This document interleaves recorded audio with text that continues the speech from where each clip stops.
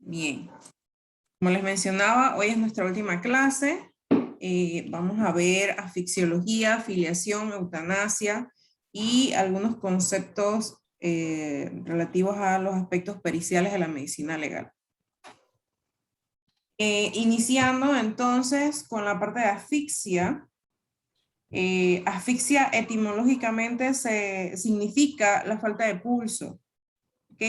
Pero deben tenerse en cuenta un montón de cosas adicionales al hecho de que no tiene pulso una persona, puesto que la asfixia como tal evidencia algo más que todo fisiopatológico, son procesos complicados, son muchos procesos los que participan en el proceso y en el desenlace del mismo, y usualmente nos referimos a ella como la falta o la disminución de oxígeno, es decir, la anoxia o la hipoxia.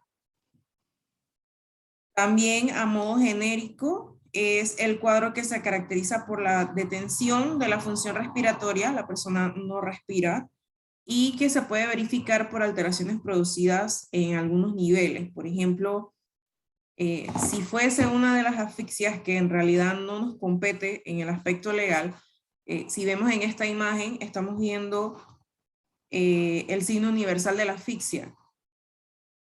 Son ciertos casos conocidos que se están asfixiando y jamás los he visto llevarse las manos al cuello. Pero en teoría, la persona cuando no puede respirar por X o Y razón, lo natural es que se lleve las manos al cuello y de repente tosa o haga algún tipo de gesticulación, pero no se le entienda lo que está diciendo. ¿Ok? Entonces, es un concepto general en realidad, no tiene relevancia médico-legal, pero para conocimiento, ¿no? ¿Cuál es el interés legal real de la asfixia? En el aspecto médico forense, todas las asfixias las vamos a considerar de una etiología traumática, ¿ok? Entonces, todas aquellas que son producto de un evento traumático son las que nosotros le vamos a dar real interés.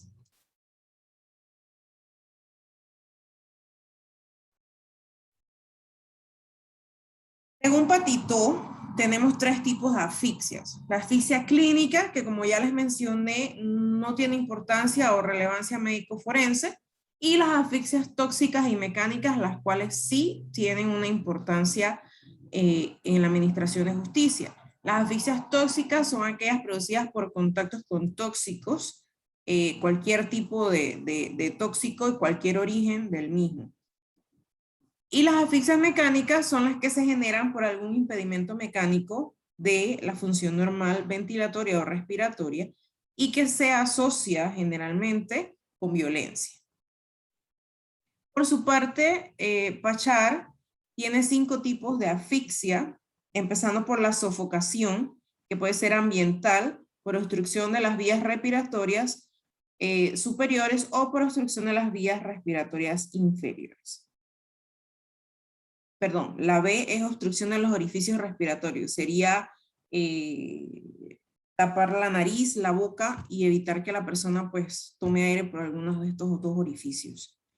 El segundo tipo serían las asfixias mecánicas y posturales. El tercer tipo, la ahorcadura y la estrangulación. El cuarto tipo, la asfixia por sumersión. Y el quinto tipo, la asfixia química. Recordemos entonces lo que hablamos en la clase pasada sobre los ejemplos relacionados a homicidio y suicidio con respecto a la sumersión y a las asfixias mecánicas y ahorcaduras. Pasamos entonces a la parte de filiación por ADN. Recordemos que en cuanto al campo de la genética, hemos tenido una evolución rápida referente al mismo. Se ha utilizado el ADN, cualquiera de sus tipos, para diferentes análisis, estudios, incluso después se utilizó para la filiación, pero inicialmente lo único que querían saber los científicos era el mapeo completo del genoma humano, determinar la posibilidad de sufrir enfermedades, ya sea hereditarias o adquiridas, y algún otro tipo de cosas. Ahora bien, por parte de la medicina legal, se recurre al ADN o a la genética, más que nada, con la finalidad de identificar. Y cuando ya la pudimos utilizar, ha tenido una evolución. De hecho, no solamente buscamos ADN para filiación, sino que también buscamos ADN mitocondrial, que es el que heredamos de nuestra madre solamente. Y también se pueden hacer algún tipo de identificaciones por esta parte. Se considera que el ADN tiene una certeza equiparable a las huellas dactilares. Recordemos que las huellas dactilares son únicas, excepto en el aspecto de los gemelos idénticos. ¿Ok? Mientras que el ADN siempre va a ser distinto, aunque sean gemelos disigóticos o gemelos idénticos, siempre hay una diferencia que se puede buscar, ¿no? El avance en la medicina legal nos lleva a una identificación más certera por cualquiera de los métodos utilizados anteriormente, incluyendo ahora pues la filiación por ADN. Nos dedicamos primero a la determinación de grupos sanguíneos, pero esto era tan heterogéneo porque ¿cuántos millones de personas en el mundo tienen O positivo? ¿Cuándo vamos a poder identificar realmente un culpable o un inocente si todo el mundo casi tiene el mismo tipo de sangre? Excepciones, claro, aquellas personas que tienen un tipaje de sangre muy, muy raro, por ejemplo, los AB positivo, AB negativo y los O negativos, que también no son muchos. Después de tratar de determinar los grupos sanguíneos, en la medicina forense se adelantaron algunos análisis relacionados a proteínas plasmáticas y enzimas eritrocitarias, es decir, algún tipo de sustancia que esté dentro de los glóbulos rojos.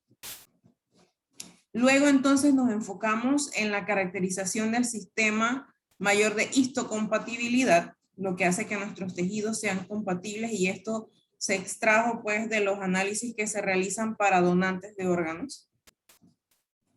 Pasamos a los sistemas biológicos, solamente que la histocompatibilidad se usó más en la criminalística versus el sistema biológico que se utilizó más en la medicina forense.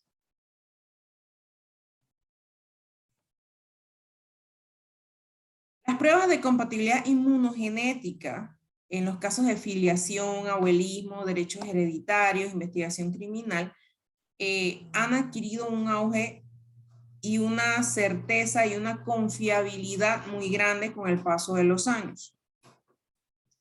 Cuando esto inició, una prueba de ADN podía demorar 1 año, 2 años, dependiendo, y solo era accesible en lugares donde estaba la tecnología, es decir, en países del primer mundo. Es importante el ADN para la filiación o para la investigación criminal, puesto que el mismo tiene unos resultados y conclusiones que son seguros, porque pasan un proceso tan extenso en el cual pasan tantos procesos que al final el resultado obtenido es el que es. No se le puede refutar nada. Tenemos algunas técnicas de tipificación del ADN que están destinadas exclusivamente para investigar la filiación biológica, y acá en Latinoamérica, en Argentina, se empezó a usar en el 1990. Para la década de los 90 también se usó por primera vez el ADN como la arista para el reconocimiento de restos humanos, eso en marzo del 92, cuando se dio el evento en la Embajada de Israel en Buenos Aires por una explosión.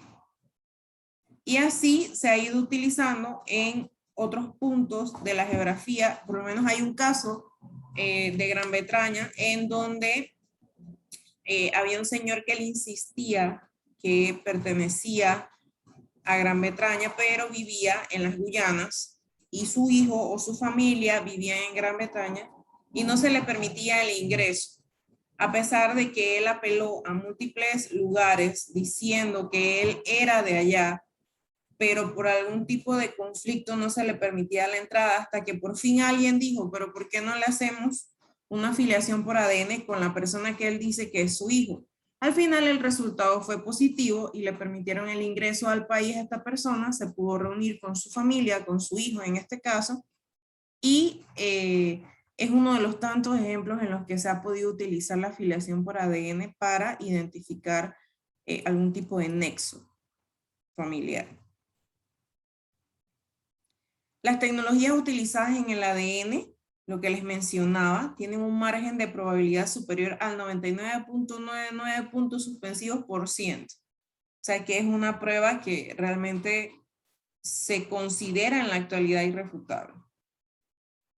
El valor médico legal de estos análisis está condicionado a ciertas cosas. Por ejemplo, la selección y conservación de las muestras, hay criterios de exclusión y de no exclusión. Tenemos la implementación de metodologías del estudio de los polimorfismos, esto dependiendo de la heterogeneidad de las personas, y esto de acuerdo a su ADN, y obviamente la interpretación de resultados que va a depender de en realidad lo que estamos investigando. No es lo mismo la utilización del ADN para la filiación que la utilización de los estudios de ADN en el campo de la criminalística.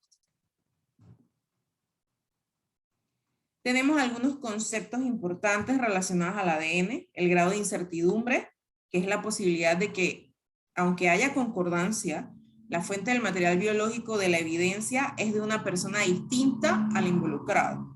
La sensibilidad, que es la capacidad de trazar los perfiles genéticos aún con pequeñísimas cantidades de ADN, y la especificidad, que es la capacidad de no generar resultados falsos positivos, es decir, que no se le atribuye una identidad biológica a alguien. Filiación, utilizándola como indicadores de paternidad. ¿Okay? Recordemos que las investigaciones de filiación pueden llevarse a cabo, ya sea que esté o no esté el progenitor. Y se puede utilizar no solamente material genético de los padres, sino también de los hermanos. Y se pueden hacer algún otro tipo de filiaciones de acuerdo al ADN mitocondrial, es decir, buscando la línea materna de la familia.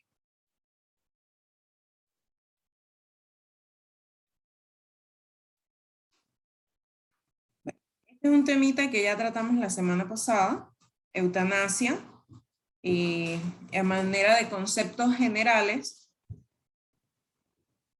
Como hemos ido evolucionando como personas, como país, como mundo, en distintos aspectos, también aumentan las posibilidades de que podamos intervenir en el aspecto de quién vive y quién muere, e incluso podemos relacionar, o muchos utilizan la relación que tiene las fertilizaciones in vitro, es decir, modificar o intervenir en que alguien va a nacer o no.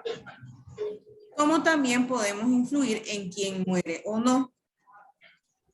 Diversas tecnologías entonces posibilitan que el hombre pueda prolongar la vida,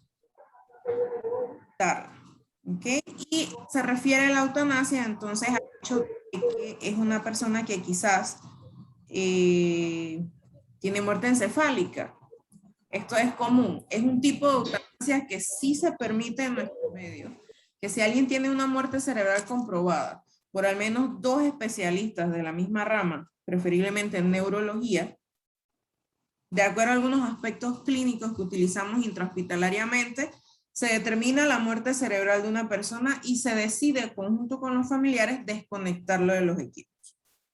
Entonces, ¿qué beneficio tiene para la familia y para este paciente que en realidad ya no está con nosotros de mantenerlo conectado a un ventilador o mantenerlo con medicamentos que le ayuden a sostener su presión arterial o su circulación sanguínea, etcétera? Si en realidad pues ya la persona falleció. Entonces son algunos conceptos adicionales a lo que mencionamos la semana pasada relacionados a la eutanasia. Etimológicamente significa el buen morir, pero en un sentido más amplio podemos decir que es provocar la muerte de un paciente por acción u omisión con el fin de evitarle el sufrimiento que en algunos casos va a degradar su calidad de vida. Y recordemos lo que les mencioné la semana pasada, quiero que sepan que a la paciente de Colombia, que iba a ser la primera, le echaron para atrás el procedimiento. Así que no, todavía sigue con nosotros. Entonces, la eutanasia en la mayoría de los países es una práctica penada penalmente y se considera un caso de instigación o ayuda al suicidio u homicidio. Y éticamente, pues constituye una práctica reprochable y contraria al bien común, exceptuando los casos mencionados anteriormente, el hecho de que se compruebe por uno o dos especialistas que ya hay muerte encefálica, y bueno, en los países que es legal, cualquier persona puede decidir si quiere fallecer o no. La otra excepción es el formulario RCP-3, que usted firma con antelación con su médico, donde si llega a caer en paro, pues no se le da reanimación.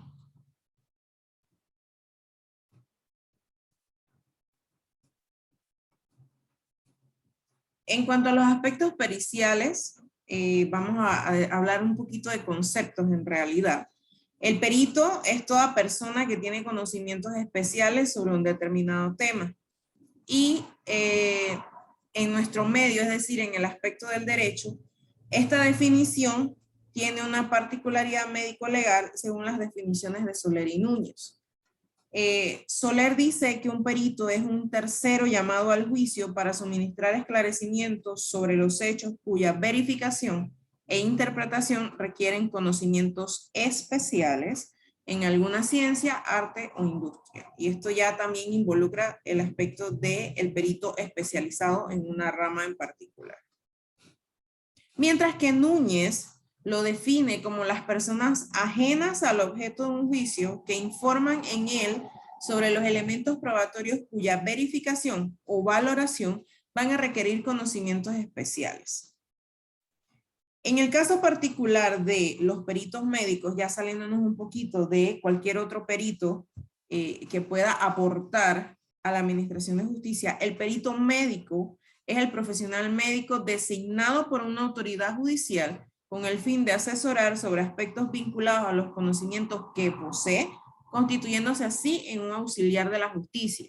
Y también vamos a tener peritos médicos en distintas ramas de la medicina. En el proceso judicial, el perito es un tercero. No tiene ninguna relación con el hecho que se está investigando. Tiene una idoneidad técnica, científica. Es convocado por un juez para emitir su opinión fundada acerca de los hechos que se están investigando o que están dudosos y cuya resolución va a requerir conocimientos especiales, es decir, que es la persona que asesora en un conocimiento o saber específico. Esto para diferenciarlo del concepto testigo, ¿ok? El testigo sí está relacionado al hecho que se está investigando.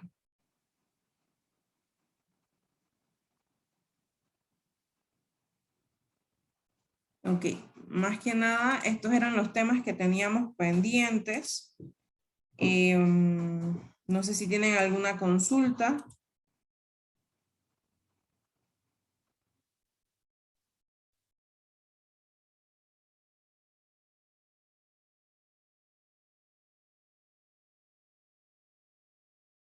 Me fueron todos.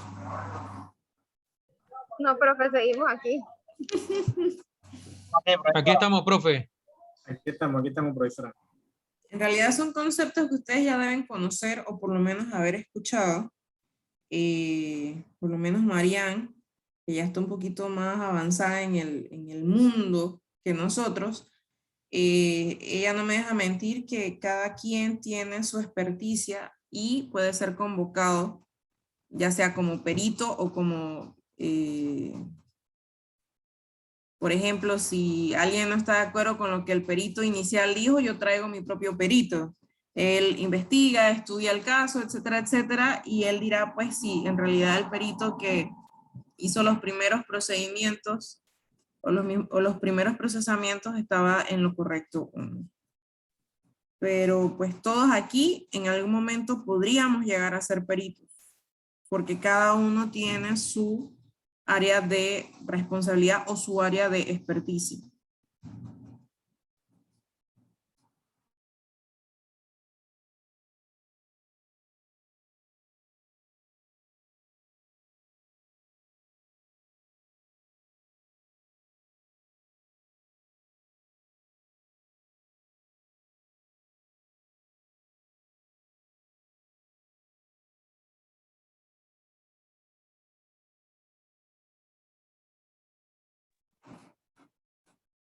Ok. Entonces, si no tienen consultas relacionadas a la clase, ¿tienen alguna consulta relacionada con el ensayo final?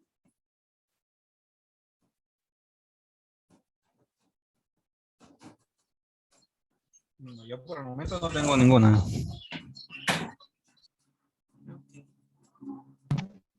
Tampoco, profesora. Marian, hoy estás muy calladita.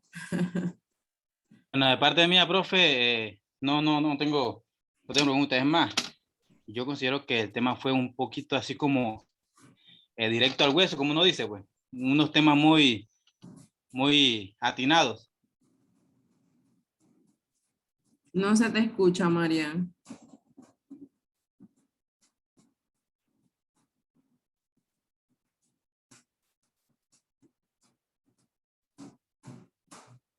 No, nada.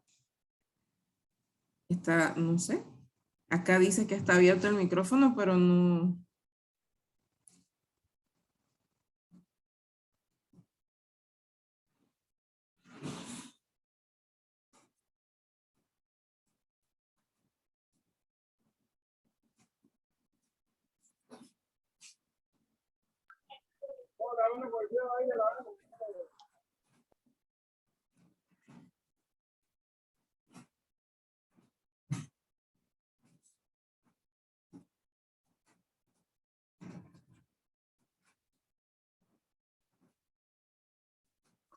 Profe, con respecto al último trabajo, ¿usted va a tener la plataforma abierta hasta qué fecha? ¿Hasta la fecha que dicen en la plataforma o va a extenderle? Bueno, cualquier cosa me avisan.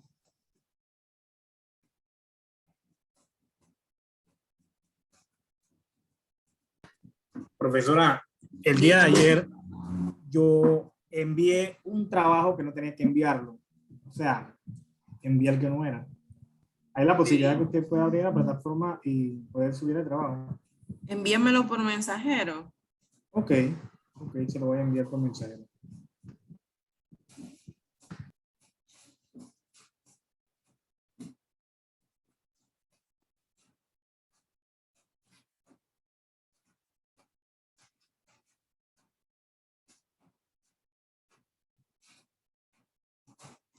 Nada, Marian. Se va a acabar la asignatura y no voy a escuchar sus comentarios tan atinados.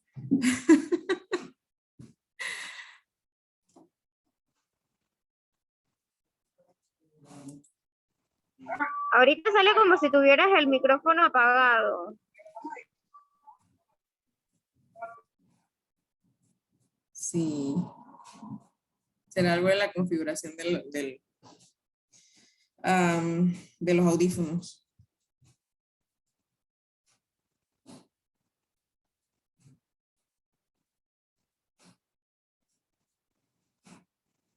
Nada, en antes sí se escuchaba, pero ahora no sé qué pasó.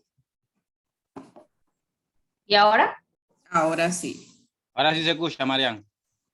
Ok.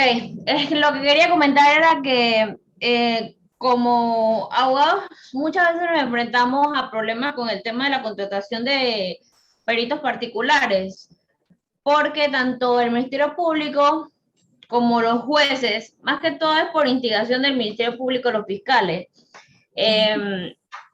ellos sostienen pues que los peritos particulares siempre son socavados y no son imparciales en cuanto a sus conclusiones porque nosotros los abogados les pagamos sus honorarios y ellos van ya por una línea, ¿no?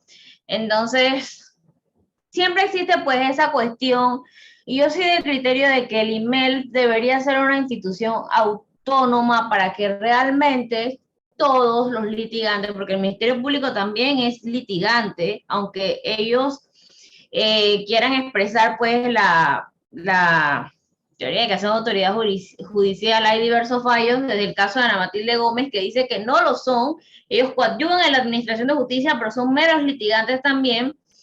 El punto es que todos deberían tener pues la misma igualdad de oportunidades.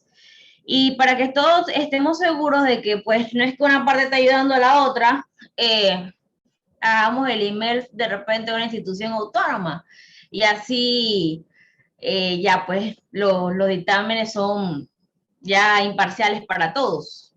Porque a mí me ha pasado, en casos, por ejemplo, tuve un caso de lesiones culposas gravísimas, de que tuve un perito que quise querellarlo porque hizo un peritaje realmente muy, que se le notaba que había sido sobornado por la parte querellante. Y yo tenía otro, el privado, que era un señor pues de vasta experiencia, muy serio, incluso había sido jefe de él y pues el punto fue que al final la parte querellante no pidió que llegáramos a un acuerdo y como mi cliente quería llegar a llevar la fiesta en paz y también se sentía un poco mal porque la persona quedó desmembrada, perdió un miembro inferior, aunque realmente en juicio eso era debatible, dijo que bueno, que llegáramos al acuerdo, no pagó realmente la cantidad que exigía el querellante, pero algo le dio. Pero el punto es que cuando ya el otro le busca es porque sabe que algo mal hizo, que algo mal tiene, y entonces por eso hace ese tipo de cosas. Pero también es una cuestión de que quizás por el tema de los salarios, muchos se prestan para ese tipo de cuestiones. Entonces va de parte y parte, ¿no? No puedes decir que todos los abogados particulares son corruptos cuando de pronto también en el sistema hay gente que también tiene sus tropiezos. Sí, Son cosas. lo que yo siempre he tenido en mente es que quizás si a ti te ofrecen dinero para alterar un peritaje y tú estás comiendo hoy para tener hambre mañana Así es. y haces un peritaje que no va de acuerdo a tu idoneidad, a tu experiencia y alguien demuestra que eso está alterado, estás poniendo en riesgo tu idoneidad, tu nombre, nadie más te va a contratar, o quizás sí, siempre hay de todo, ¿no? O sea, por lo menos si ya tú alteraste algo y yo sé que tú alteraste algo, yo no te voy a buscar a ti, porque de repente si la contraparte te paga más que yo, tú vas a tirar el peritaje a favor de la persona que yo estoy demandando, o etcétera, ¿no? Pero son conceptos ya éticos y bueno, también otros aspectos ahí, como lo mismo de la semana pasada con lo del aborto y que si algunos sí hacen y otros no. Son cosas ya relacionadas a la ética y la moral que eso ya va en cada persona. Y También con el caso de esta señora de Colombia, no sabía que no se había podido realizar la eutanasia. Yo ay, en no, el trabajo, me en el caso, enteré. ¿Cuándo fue? Mi esposo fue el que me comentó. sí, El caso que pusiste de ejemplo no funcionó porque le echaron para atrás el asunto. sí, el caso del señor Ramón San Pedro de España, él también lidió con una lucha muy parecida porque por años él estuvo solicitando que le retiraran las sondas de alimentación y los tribunales se lo negaban. Fue una lucha casi como de 26 años porque él quedó parapléjico luego de, no, tetrapléjico, luego que él se tirara a una playa de cabeza. A los 25 años quedó así. Entonces, casi como a los 45 tomó la decisión ya pues de practicarse el mismo, digamos que el suicidio asistido, porque pues, sería el término.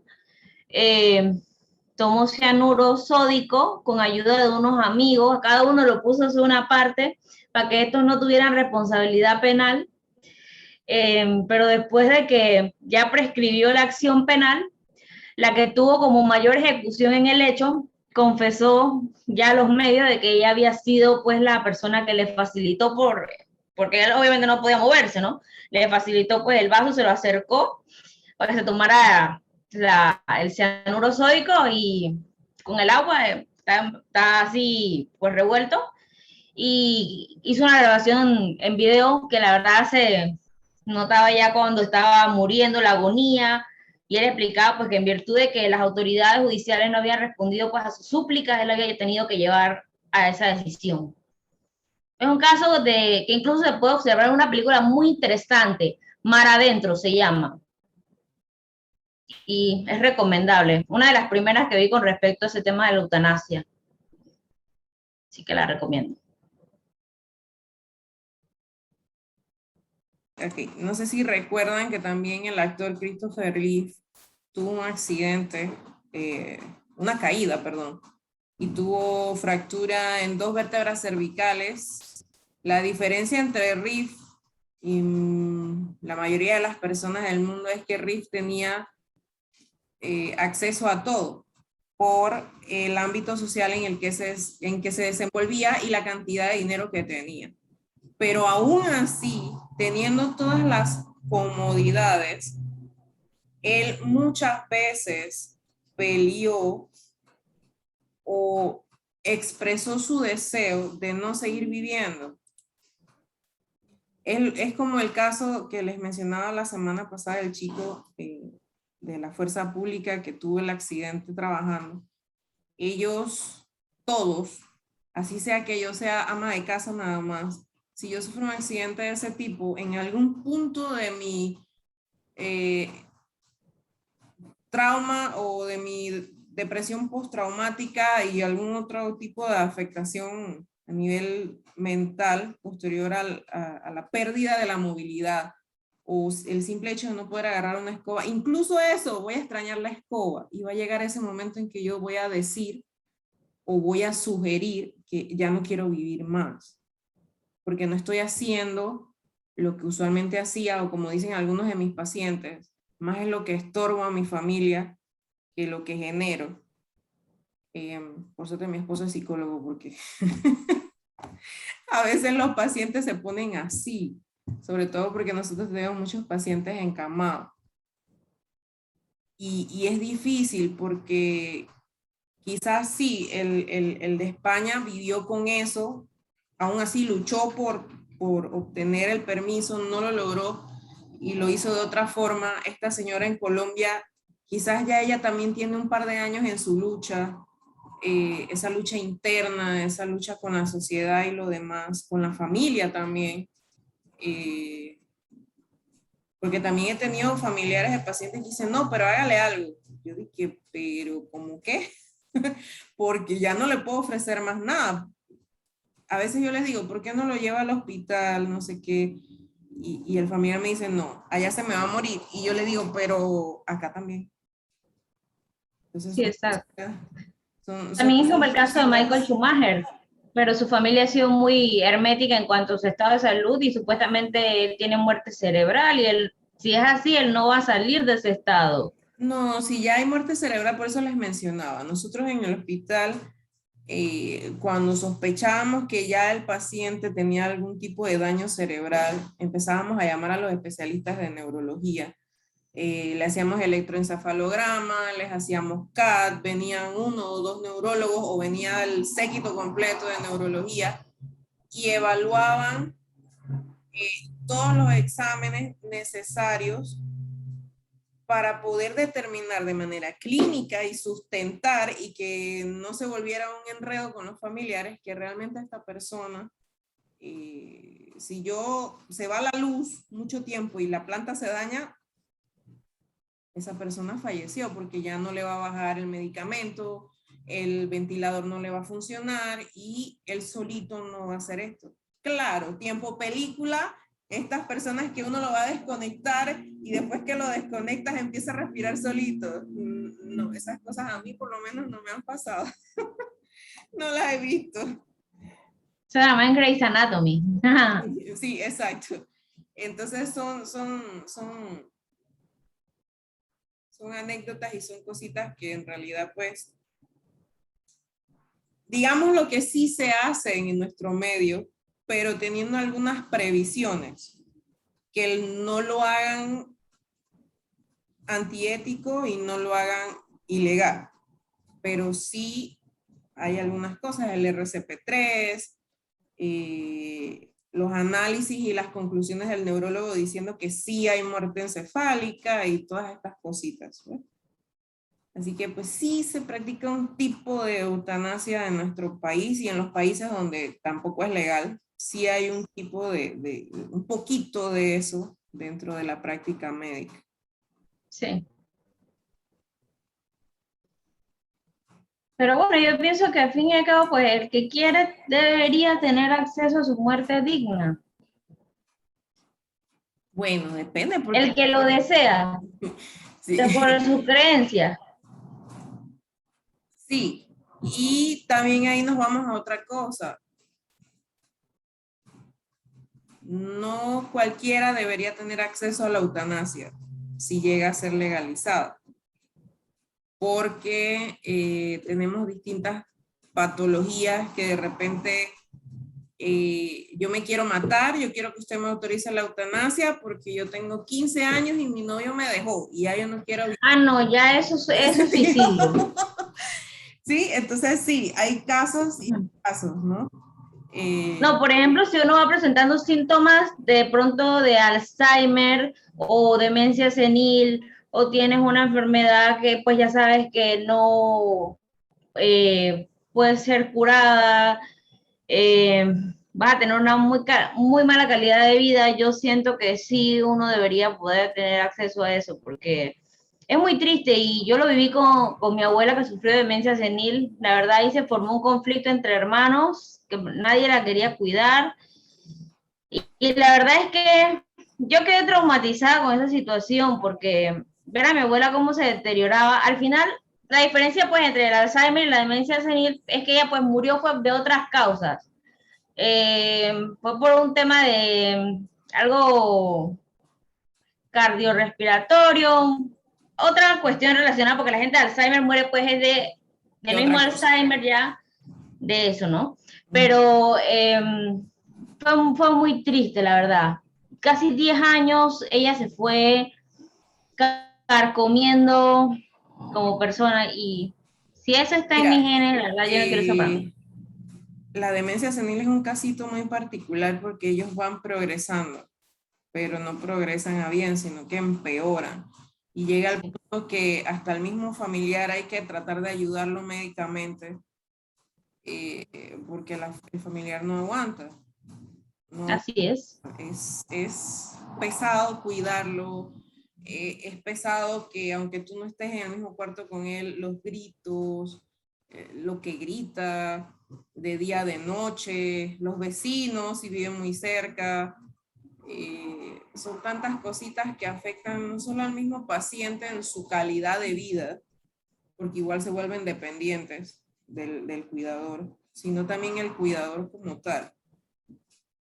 Y que si el cuidador dice algo, siempre llega alguien que va a decir no, yo no quiero, y se forma la pelea entonces. Y es algo bien difícil.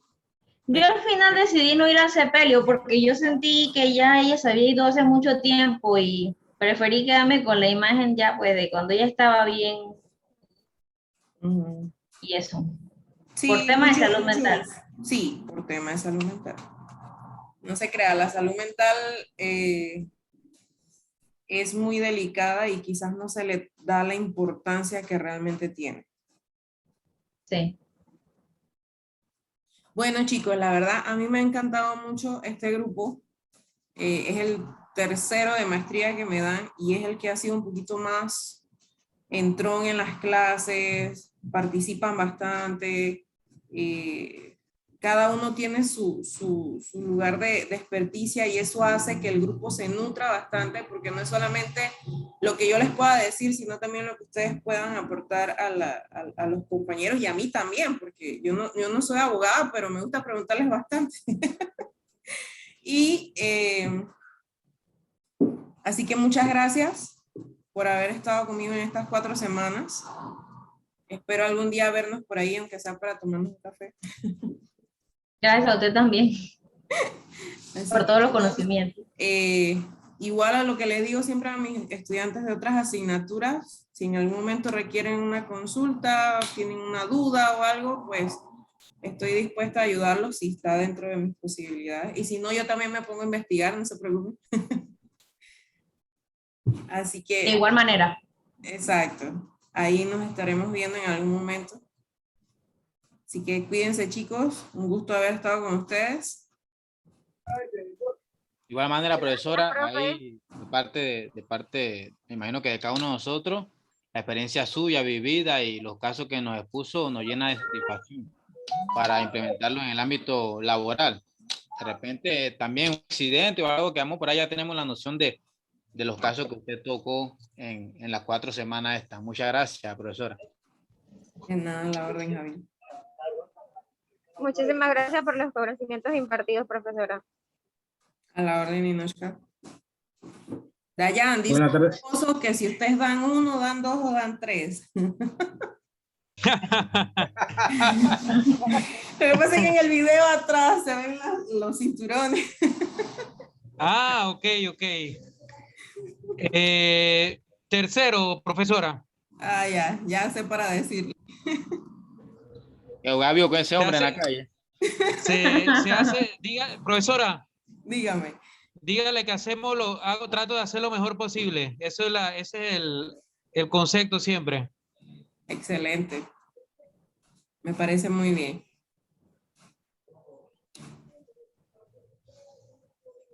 Listo, chicos, pues que tengan un excelente fin de semana. Igualmente. Buenas tardes, profesora. Muchas Gracias, gracias. gracias, profesora, yo, y Igualmente. por el chance que nos da con nuestro trabajo también. Dele, no hay problema. Gracias, profe. Saludos y bendiciones a usted y a cada uno de los compañeros. Hasta pronto.